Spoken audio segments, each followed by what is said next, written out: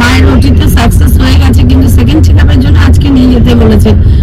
যা প্রচন্ড গরম, আমাদের যেতে বলেছে হচ্ছে 8:30টার মধ্যে হসপিটালে, 9টায় 8:55 এখন আমরা ব্যারাকপুর।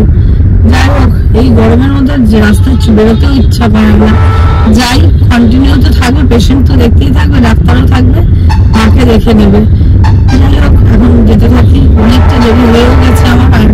মায়ের অপারেশনটা ঠিকঠাক হয়েছে, মাকে যখন কালকে ওই ব্যান্ডেজটা খোলা হয়েছে, বললো এই আমি চোখে দেখতে পাচ্ছি, এটা একটা খুব ভালো খবর। যাই হোক, যাই তো, ডাক্তার কি বলে আর দেখি, আর কি কি ওষুধ দেয়, মেডিসিন চলছে, আর কি কি দেবে দেখি। যে রোদে মানুষ বেরোয় না, কে বলেছে মানুষ বেরোয় না? তাহলে কি এই অবস্থা হতে পারে রাস্তাঘাটের? কি অবস্থা, জ্যামে জ্যাম, সিগন্যাল ছাড়াও জ্যাম। কোথা দিয়ে বাস যাবে, কোথা দিয়ে কি যাবে, কিছু বোঝা যায় না। যদিও এটা শ্যামবাজার, তবুও প্রচুর, এই প্রচন্ড রোদ। রাত্রেবেলা বসেছে, সকাল পর্যন্ত রয়েছে হাট। তার জন্য বাসগুলো যেতে পারছে না, এদিকেও বাস যাচ্ছে, ওদিকেও বাসের জ্যাম। তাই ভাবি জ্যামের থেকে কারণ আছে। পৌঁছেই গেছে, পৌঁছে গেছে তাড়াতাড়ি, এটা একটা লক্ষণ। আমি এটা নিয়ে টেনশন ছিলাম, কত পৌঁছাবো না পৌঁছাবো। যাই হোক, সিগন্যালের জন্য যে দাঁড়ানো। সাথে বাবাই আর বাবাই দিদা চেনে বিদ্যাপতি সেতু। এই যে পাশে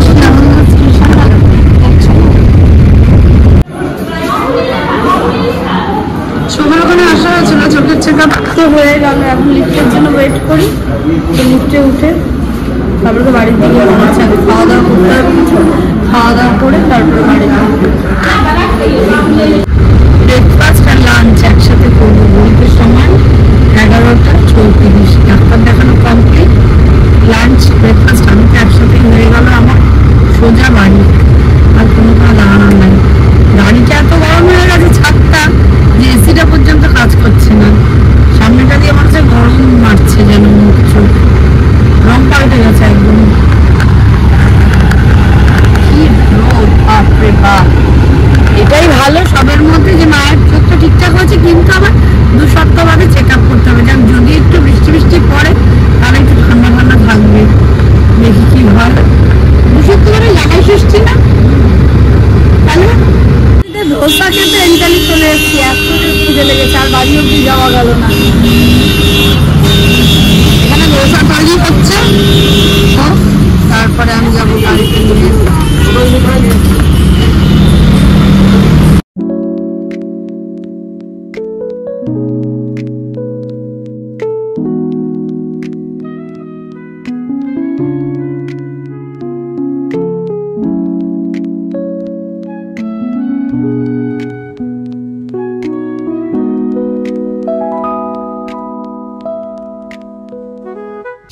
যদি সুযোগ দিত বলে তুমি বদলে যাবে, তো বলো দিশা পাবে তো ভালো তোমার।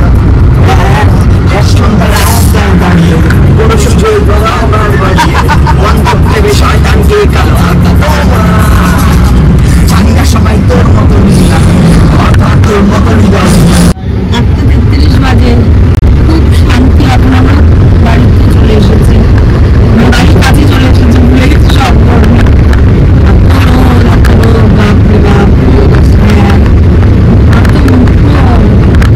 মুখ বদল হয়ে গেছে, এত গরম লাগছে, মুছতে মুছতে একবার কিন্তু মারও শরীরটা ভালো লাগছে না। যেখানে জল খায় আর জল খেয়ে যাচ্ছে, কিছু করার নেই। আর গাড়ি এত গরম হয়ে গেছে যে কি বলবো, আর এসিও কাজ করছে না। করার পরে শেষে দেবাবু থেকে বিরিয়ানি নেওয়া হলো, নাহলে এখন 200টা তো নৈহাটিতে বা চাকদাতে, অত দূর যাবো না বলে তাই এই কন্টাক্ট থেকে আপাতত নিলাম। এখনো জানি না রাত্রে কি প্রোগ্রাম করবে, আবার যাই ওর সাথে।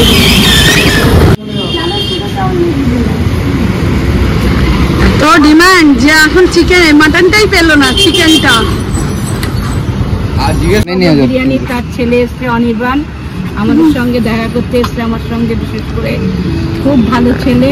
এবং দেবাবুর বিরিয়ানি মানে আমাদের এলাকার সবচেয়ে বিখ্যাত বিরিয়ানি, মানে এদের বিরিয়ানি খেয়ে আমি কোনোদিন অসুস্থ হইনি, আশা করি আজও হবো না।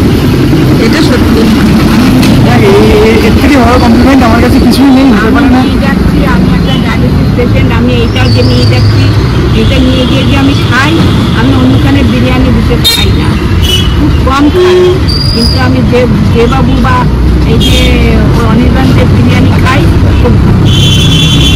আমাদের এই এলাকাতে এই যে ইচ্ছাপুর, আমাদের এলাকার ইচ্ছাপুর কাঁচারঘাট, এই দেবাবুর বিরিয়ানির নাম করা বিরিয়ানি, আপনারা আসবেন, সকলে আসবেন, এসে এখানকার বিরিয়ানি খেয়ে দেখবেন একবার, তারপরে বলবেন যে আমি ঠিক বললাম। আসবেন, সকলেই আসবেন, কেউ অসুস্থ হবে না। যাক, এর থেকে বড় পাওয়া, এর থেকে বড় আশীর্বাদ আমার কাছে কিছুই হতে পারে না। এই প্রবীণ মানুষদের আশীর্বাদ আমরা সব মিলিয়ে সবসময় কাজ করার চেষ্টা করি এবং চেষ্টা করি সেই আশা নিয়েই সবসময় কাজ করি, আগামীতেও করবো। আর এনাদের আশীর্বাদ থাকলে, আপনাদের সবার আশীর্বাদ থাকলে আমরা সবসময় এগিয়ে যেতে পারবো। ব্যাস এইটুখানি আমার পাওয়া, আমার কাছে অনেক বড় ব্লেসিং এটা আজকের জন্য। দ্যাটস ইট, এটাই বলবো। অনির্বাণ, বাড়ি এসেছি, একরকম কাঁচা হয়ে গেল, আবার সেকেন্ড কাঁচা দিচ্ছে। এক কাঁচা হয়ে গেছে, এবার বাকি যে কাঁচাগুলো আছে ওগুলো দেবো মেরে।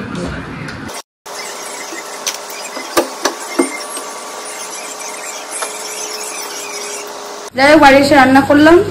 কি রান্না করলাম? ডাল সিদ্ধ, ভাত, মাছ ছিল, ওটাকে ভাপা করে নিলাম, আর টক ডাল, আলু সেদ্ধ, এইসব করে সবাই মিলে খেতে বসেছি। এই যে ছোটটাও খেতে বসেছে, ছোটটা খাওয়া হয়ে গেলে পড়তে যাবে।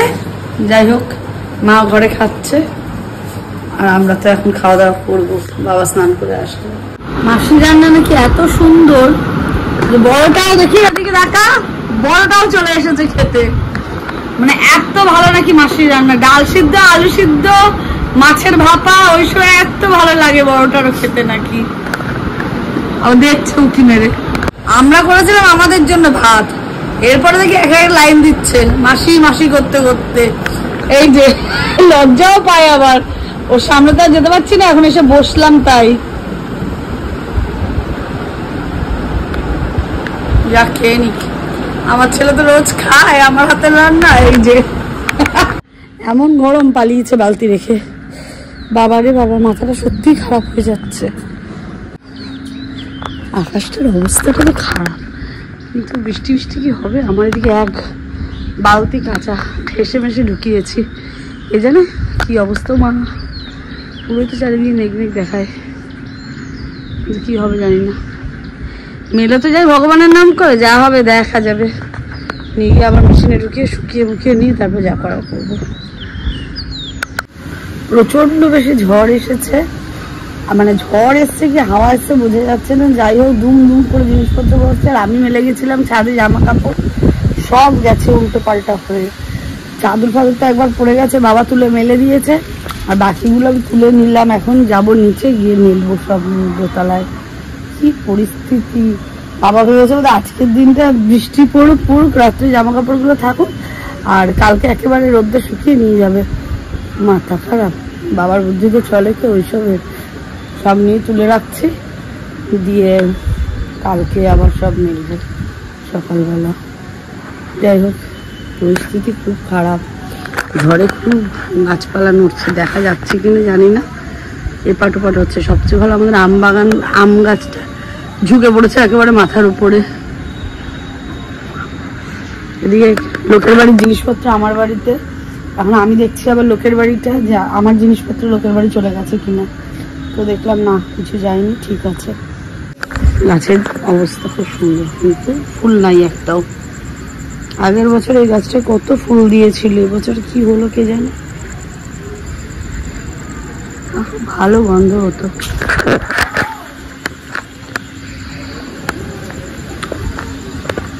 যাই হোক, নিচে যাই, উপরে থাকার দরকার নেই বাবা এই সময়।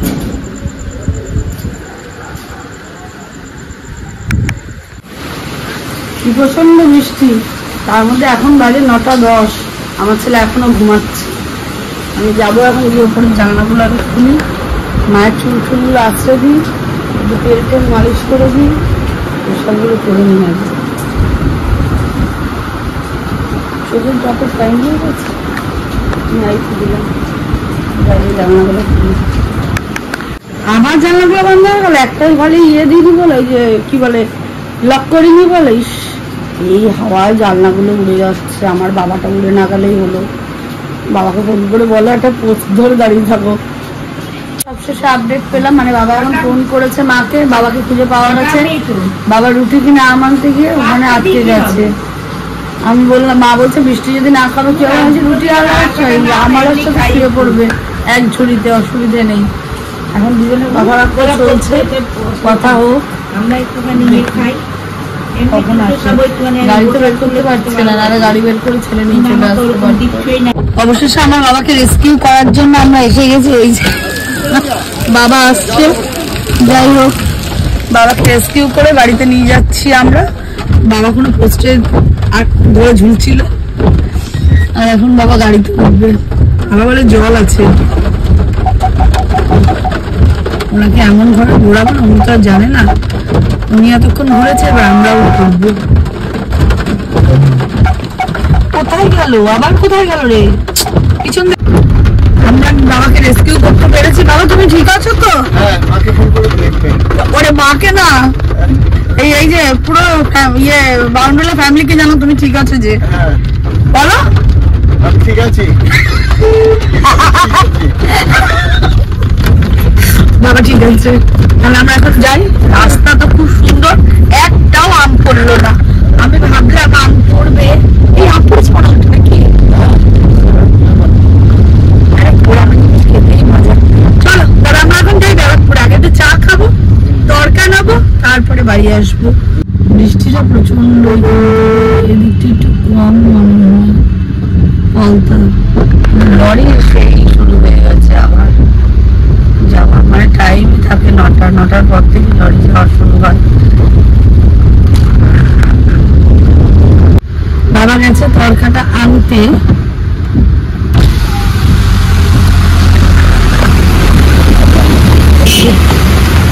ওই যেখানে তরকাটা আনতে গেছে। আর ব্যারাকপুরের মতন এরিয়ার অবস্থাটা কি,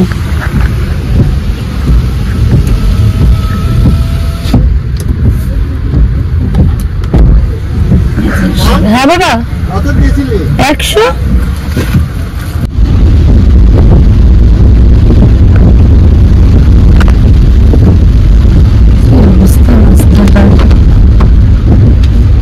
কিন্তু ও এখান থেকে পাস করার একটা জায়গা আছে, জনখান তো নেই মনে হয়, এখানে নেই, রাস্তার মাঝখানে তো নেই।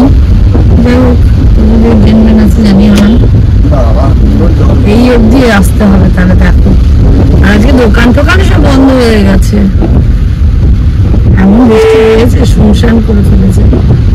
লিখতে যাচ্ছে গিয়ে আমার জুসের বন্ধ হয়ে গেছে, এটাও পারলাম না। তেলটা